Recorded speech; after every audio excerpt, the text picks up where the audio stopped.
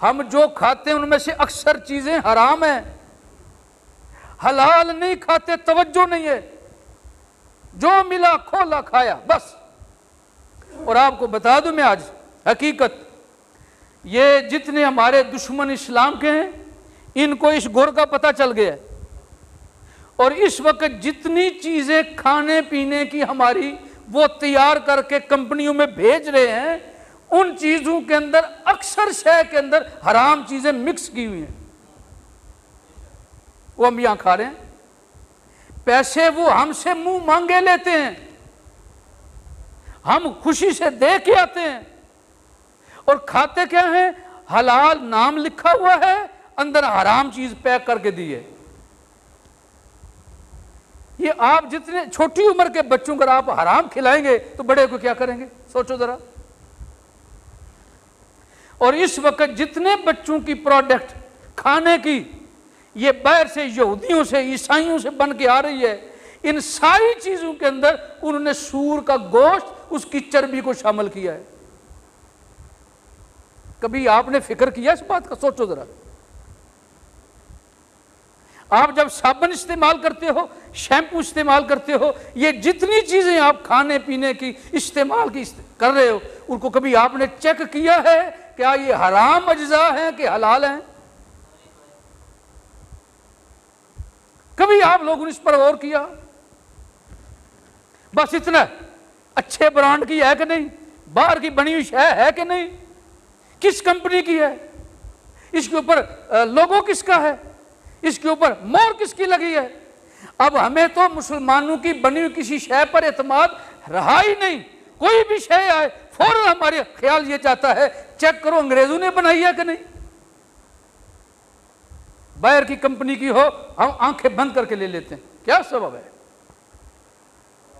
सिर्फ पैसा, अपना तकब्बुर। पता चली मैंने बड़े ऊंचे ब्रांड की शय खरीदी है, बड़ी ऊंची कंपनी की शय ली है, बाहर की शय बन के आई है, और फिर वो 10 लोगों में जाकर दिखाता है, देखा है ये मोहर लगी है उसकी, ये आसानी से नहीं मिली, मैंने बाहर से मंगवाई है, ये 50,000 की शय है, ये 1 लाख की है, 10 लाख की है।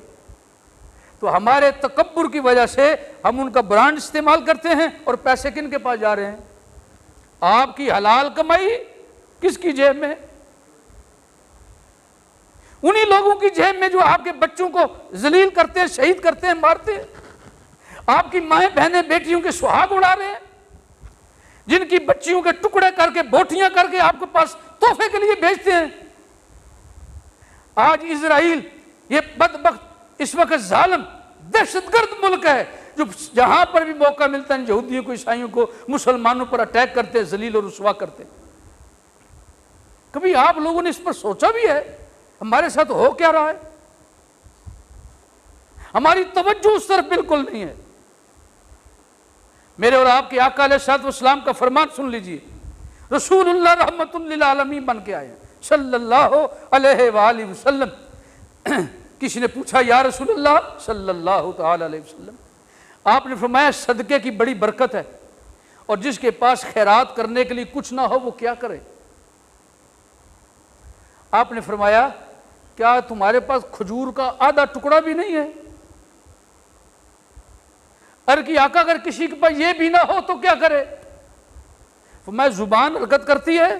जी या रसूलल्लाह। फरमाया यहूदी पर लानत करना, अल्लाह तुम्हें सदके का सवाब अता कर दे। किसी यहूदी पर क्या करना? लानत कर देना, अल्लाह तुम्हें सदके का सवाब अता फरमाए। और हम अमन की बातें कर रहे हैं और उन लोगों के साथ जो हमारे जानी दुश्मन हैं।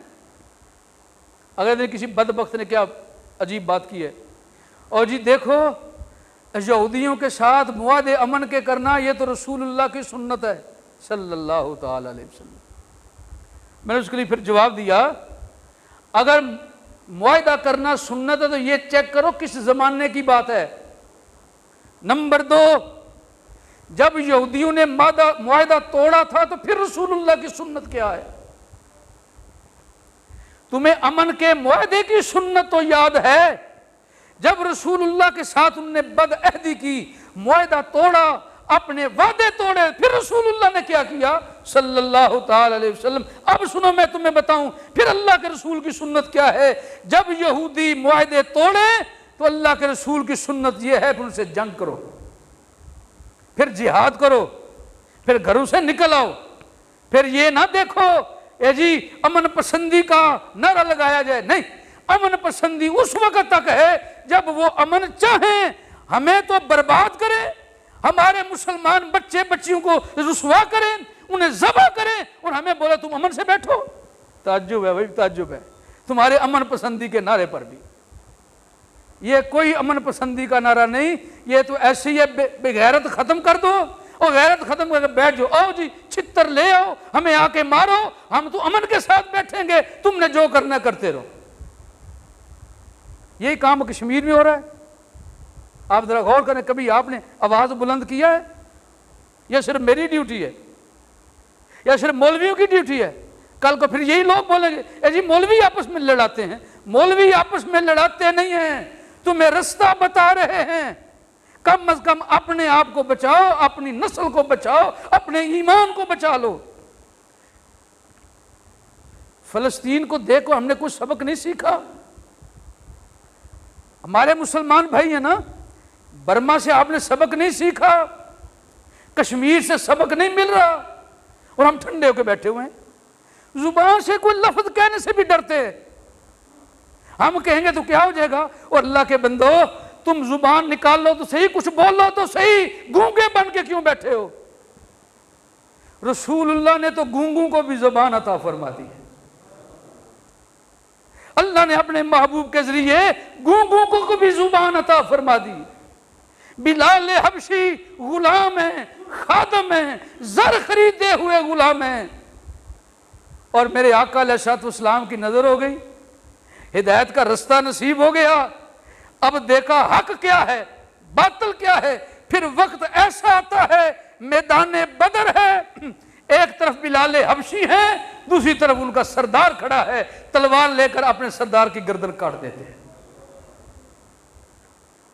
मेरे आका ने तुम्हें इज्जत के साथ जीना सिखाया है, तुम्हें बेगैरत बन के जिंदगी गुजारने का ढंग नहीं सिखाया, गैरत वाली जिंदगी दी है। थोड़ा सा अपने आप को होश में लाओ, थोड़ी हिम्मत का मुजाहरा करो। इतनी भी सुस्ती अच्छी नहीं है, सिर्फ कलमा पढ़ लेना काफी नहीं है। कलमा पढ़ के मैदान कारजार में कलमे का इजहार करना भी जरूरी है। ये खाने पीने की चीजें, लेने की चीजें, कोशिश करो को मुसलमानों की बनी हुई शय ले लो, इन बेईमानों की चीजों को ना इस्तेमाल करो, ठीक है? ये कुछ अर्सा पहले माशाल्लाह इस पर कंपेन चली है और उनको दिन को तारे नजर आए हैं, सिर्फ तुम लोगों के थोड़ा सारा कोशिश करने से।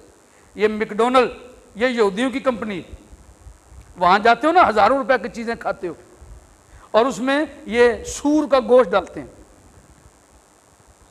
अगर आप उनको ना रोकें तो डाल देते हैं।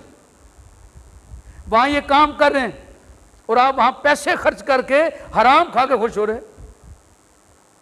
सिर्फ पीछे इस पर पाबंदी लगने से मुसलमानों ने थोड़ी कोशिश की तो उसकी कम अज कम 70 शाखें बंद हो गई और 444 अरब डॉलर का खसारा हुआ उन्हें। और रोजाना आप हजरात के पैसों से, मुसलमानों के पैसों से रोजाना 70 लाख डॉलर वो कमा रहे हैं, एक एक इलाके से, एक एक इलाके से, और हमें इसका कोई फिक्र नहीं।